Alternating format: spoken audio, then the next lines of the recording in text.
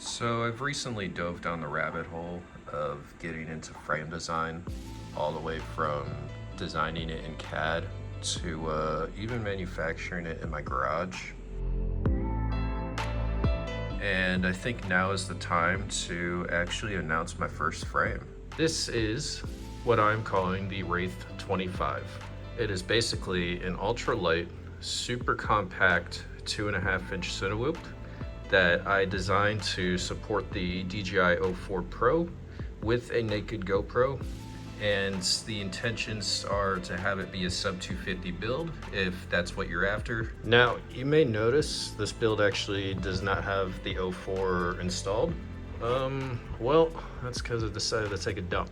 So for the purposes of getting this video out to you guys, I just stuck a Caddx Vista into it.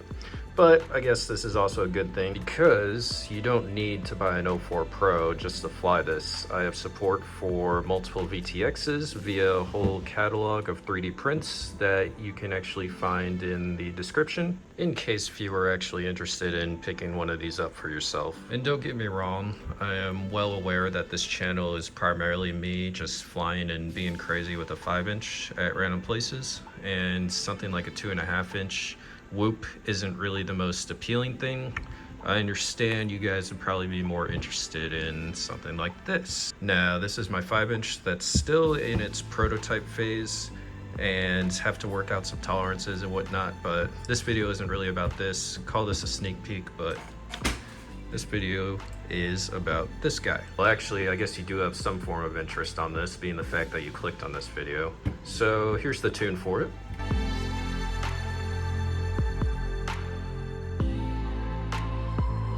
Not only is this tune made specifically for this Cinewhoop, but I guarantee it'll work well with a lot of other Cinewhoop setups, just because all Cinewhoops are pretty weighted on the pitch axis and not so much on the roll axis. So give it a try, even if you don't end up getting this frame, and let me know what you think. But anyways, if you are interested in purchasing one, I have a website. I'll have a link to it down in the description, along with all the 3D prints that you need and whatnot. So yeah, with that all said, let's get to flying this. Well, the plan was to actually go out and fly, but it's gonna be really windy this weekend.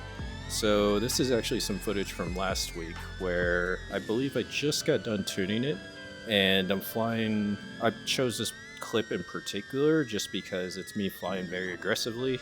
I mean, the camera's at like 30 degrees, and may I mind you, this is a Cinewhoop. This isn't 5-inch footage, if you can't tell by the shadows already.